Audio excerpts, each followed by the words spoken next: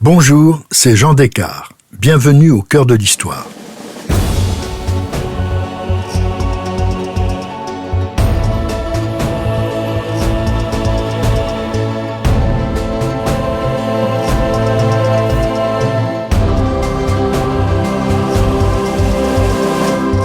Aujourd'hui, j'inaugure une nouvelle série thématique de 6 épisodes sur des personnages historiques qui ont inspiré auteurs, artistes et cinéastes, au point de brouiller la frontière entre fiction et réalité. Des personnages fascinants que la culture populaire a élevés au rang de mythes au fil des siècles, mais qui ont, en fait, bel et bien existé. Dans ce premier épisode en 2 parties, je vous raconte l'histoire authentique de D'Artagnan et des 3 mousquetaires. 4 compères dont la devise « un pour tous, tous pour un » est connue mondialement, mais qui ont été de vrais militaires au service du roi Louis XIII avant que les romans de Dumas ne les fassent accéder à la postérité. Seconde partie, les mousquetaires traversent l'histoire. À peine a-t-il fini les 3 mousquetaires qu'Alexandre Dumas songe à la suite qu'il va titrer 20 ans après. Mais il ne faut pas croire qu'il n'est occupé que par cette série. Elle est parue dans le journal Le Siècle de mars à juillet 1844. D'août 1844 jusqu'à janvier 1848, le journal des débats publie en feuilleton le Comte de Monte Cristo. Entre-temps, de fin 1844 à avril 1845, le journal La Presse propose à son public La Reine Margot. C'est à partir du 21 janvier 1845 que Le Siècle publie la suite des 3 mousquetaires 20 ans après. Dumas est un bourreau de travail. Entre la publication des 3 mousquetaires et le début de celle de 20 ans après, il ne s'écoule que 6 mois. C'est important pour les lecteurs. Ils n'ont pas attendu trop longtemps pour connaître la suite des aventures de leur héros préféré. Pire ou plus extraordinaire, Dumas décide d'en faire une trilogie.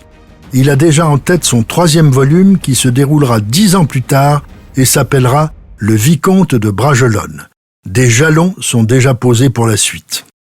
Pourquoi choisir de faire vieillir ces héros de 20 ans d'un seul coup ? C'est pour changer de contexte historique. Plus d'omnipotent cardinal de Richelieu, mais le rusé Mazarin. Plus de pouvoir royal affermi par un ministre génial, mais au contraire, une période très confuse et très mouvementée pour la France, celle de la Fronde. Quant à l'Angleterre, qui joue, comme dans le premier épisode, un rôle important pour nos héros, elle est en proie à une guerre civile où Cromwell défie le roi Charles Ier. Un contexte mouvementé dans les 2 cas, idéal pour Dumas qui va pouvoir développer encore son imagination romanesque. Une fois de plus, il dispose d'une énorme documentation pour son travail.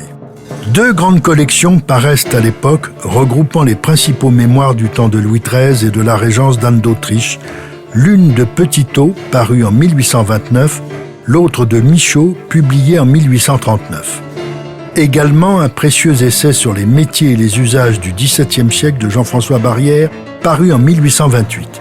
Enfin, et surtout, les historiettes de Tallemant des Réaux, une mine dont il faut se méfier un peu car les histoires sont lestes, les détails piquants, alors que les lecteurs de la monarchie de Juillet sont plutôt pudibonds. Il y a aussi la biographie universelle de Michaud dont il va beaucoup se servir.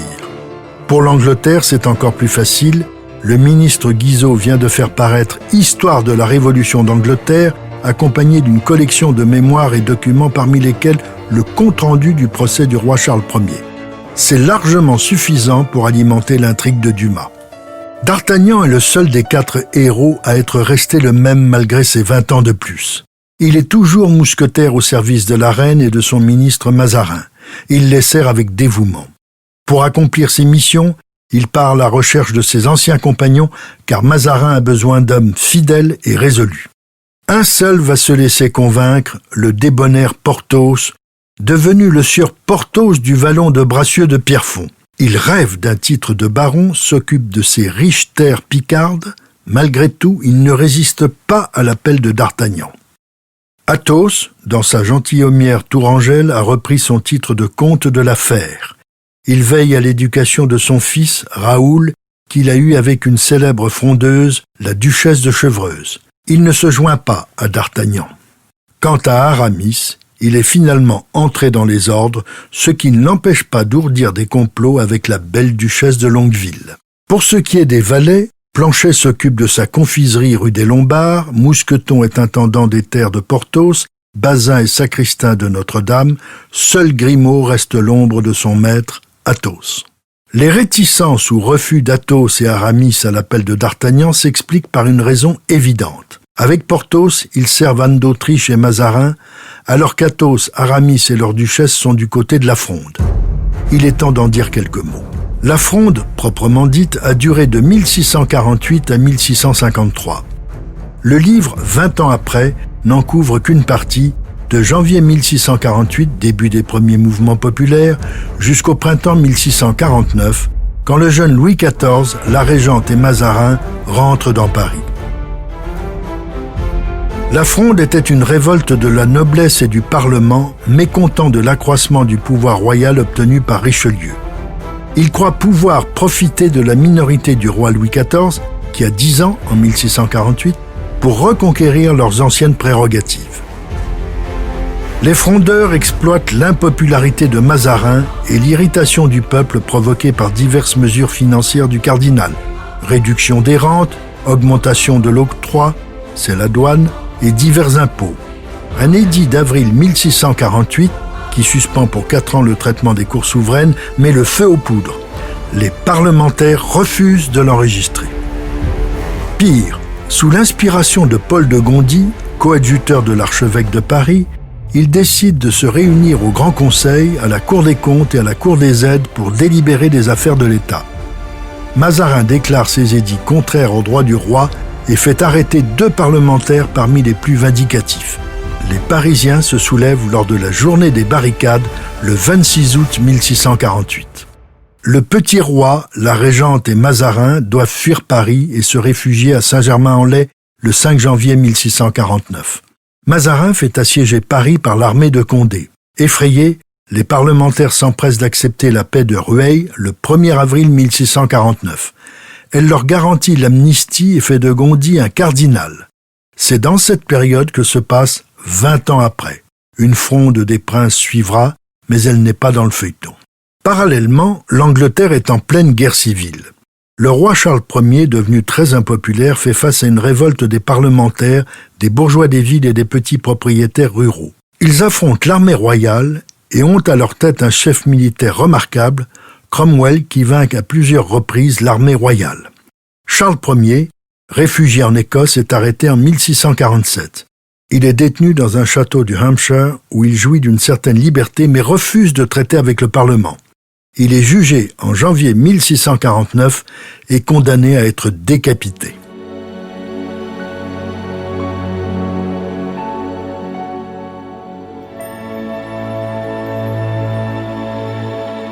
Dans toute cette période, D'Artagnan protège le jeune roi, la reine et Mazarin.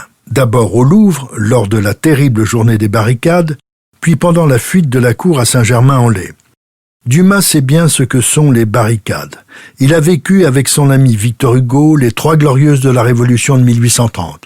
Ces évocations de la foule en furie sont d'un réalisme qui sent le vécu.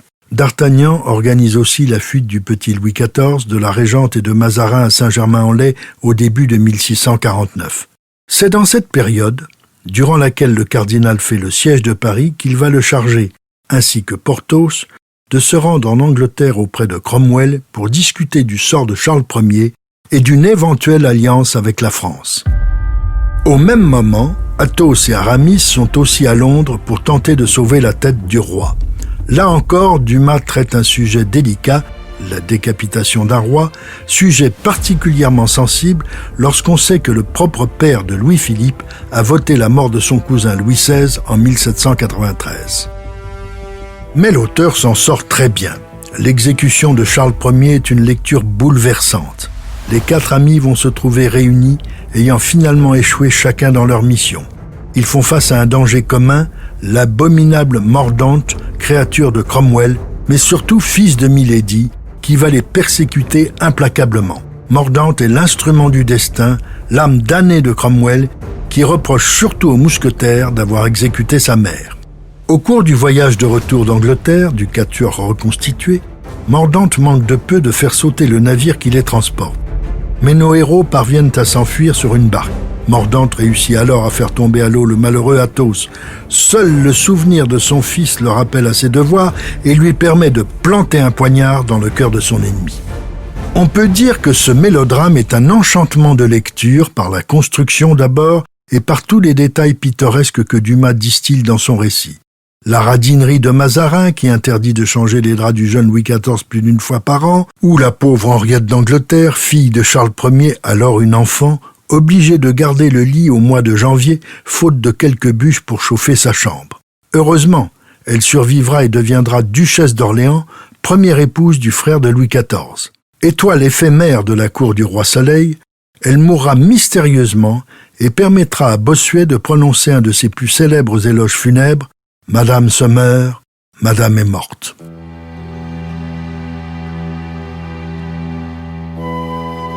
L'évasion du duc de Beaufort, descendant d'Henri IV et de Gabriel d'Estrées, l'un des frondeurs les plus populaires, est un morceau d'anthologie. 20 ans après, est très riche en dialogues. D'Artagnan est plein d'esprit et d'humour, et même Porthos, sous la plume de Dumas, arrive à faire de bons mots. Dans ce roman, les personnages et les événements historiques sont souvent traités sur un mode bouffon et satirique qui rend la lecture réjouissante. Pour arriver à ce résultat, Dumas s'est plongé dans les mémoires du temps. Il est délicieusement irrévérencieux et merveilleusement romanesque. Malgré l'âge des héros, il y aura une suite. Elle se déroule 10 ans plus tard et a pour titre « Le Vicomte de Bragelonne ». Le Vicomte de Bragelonne est publié par le journal Le Siècle du 20 octobre 1847 au 12 janvier 1850. Pourquoi une période aussi longue? Il y a 2 raisons. La première est qu'au milieu de la parution, après une campagne de banquets patriotiques, une révolution, encore une, balaie en 3 jours, les 22, 23, 24 février 1848, la monarchie de Juillet. Elle est remplacée par une république minée de contradictions qui aboutira au Second Empire. Alexandre Dumas vit littéralement cette révolution. En mars 1848, il lance un mensuel « Le Mois », outil pédagogique destiné à l'instruction politique des masses. Il se présente aux élections à l'Assemblée constituante, c'est un échec cuisant. Littérature et politique ne font décidément pas bon ménage. Finalement, il rallie, sans conviction, Louis-Napoléon Bonaparte, premier président de la République française. Très ébranlé, il se remet à son Vicomte de Bragelonne, mais la Révolution de 1848 ne suffit pas à expliquer une aussi longue parution. En fait, ce projet de roman est tellement immense qu'il aura 2 fois plus de volume que les précédents. La période couverte n'est pourtant pas si longue. Elle court de la restauration des Stuarts sur le trône d'Angleterre, en la personne de Charles II par le général Monk en 1660, à la période fastueuse et dissipée des premières années du règne personnel de Louis XIV. Le livre traite les fêtes de Fontainebleau du jeune Louis XIV, du surintendant Fouquet, de son ascension et de sa chute, dont le point d'orgue est la fameuse fête donnée par Fouquet dans son château de Vaux-le-Vicomte, qui rendra Louis XIV jaloux.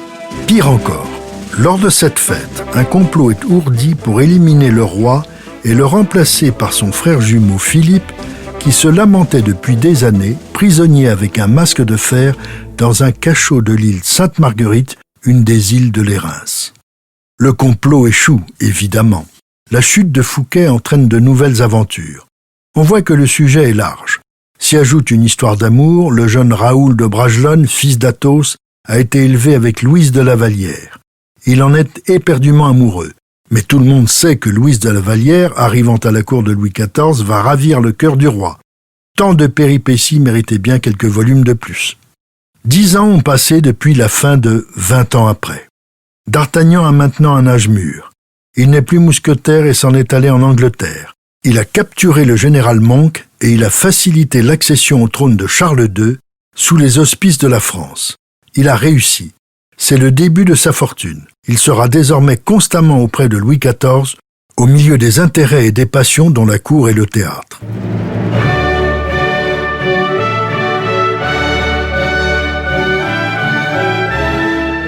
Le roman devient alors une chronique des amours du roi, de la chute de Fouquet, de l'ascension de Colbert et de l'incroyable histoire du masque de fer. C'est Aramis, devenu général des Jésuites, qui prétend substituer à Louis XIV son frère jumeau, l'homme au masque de fer, pour contrer l'autoritarisme évident du jeune roi de France. C'est encore D'Artagnan qui est chargé de sauver la situation. Évidemment, Louis XIV n'est finalement pas remplacé et son jumeau regagne sa geôle. L'histoire de Raoul de Bragelonne, fils d'Athos, est tout aussi tragique. Fou d'amour pour mademoiselle de la Vallière, il prend très mal le fait qu'elle devienne la maîtresse du roi. Désespéré, il va se faire tuer dans une bataille. Son père n'y survivra pas.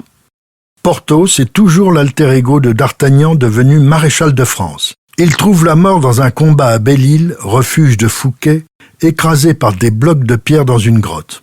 La fin de Porthos est un morceau d'anthologie. Dumas fils vient voir son père au moment où il achève ce chapitre. Il le trouve triste, les yeux rougis. Il lui demande ce qui lui arrive. « J'ai un gros chagrin, Porthos est mort. Je viens de le tuer et je n'ai pas pu m'empêcher de pleurer sur lui. Pauvre Porthos. » D'Artagnan, à qui désormais tout réussit, se fait tuer à Maastricht. Le seul survivant est Aramis. Le Vicomte de Bragelonne n'est cependant pas un livre triste. Il est même extrêmement divertissant. Dumas s'y révèle virtuose en conteur inspiré et vivifiant. C'est parfois rocambolesque, mais il fait tout passer, y compris ses incohérences. Après tout, n'était-ce pas lui qui avait dit « Il est permis de violer l'histoire », à condition de lui faire un enfant. Si cette plongée dans l'histoire vous a plu, n'hésitez pas à en parler autour de vous et à me laisser vos commentaires sur le groupe Facebook de l'émission. Je vous dis à bientôt pour un nouvel épisode de Au cœur de l'histoire. Attendez un instant. Puisqu'on vient de parler de Dumas, si, comme lui, vous aimez la bonne chair, j'aimerais vous conseiller une émission d'Europe 1 diffusée le samedi à 11h et disponible en podcast. Ça s'appelle « La table des bons vivants » et vous pouvez l'écouter quand vous voulez sur Apple Podcast ou sur votre plateforme d'écoute habituelle. Laurent Mariotte vous y emmène dans sa cuisine en compagnie de chefs, mais aussi d'artistes. Vous y trouverez plein d'idées de recettes pour vous faire plaisir en vue des fêtes. Bonne écoute! Au cœur de l'histoire est un podcast Europe 1 Studio. Il est écrit et présenté par Jean Descartes. Cet épisode a été réalisé par Jean-François Bussière. Ressources bibliographiques. Dumas et les Trois Mousquetaires par Simone Berthière, édition de Fallois 2009. Dictionnaire amoureux d'Alexandre Dumas par Alain Decaux de l'Académie française, édition Plomb 2010. Et bien sûr, Alexandre Dumas, Les Trois Mousquetaires 20 ans après et le Vicomte de Bragelonne.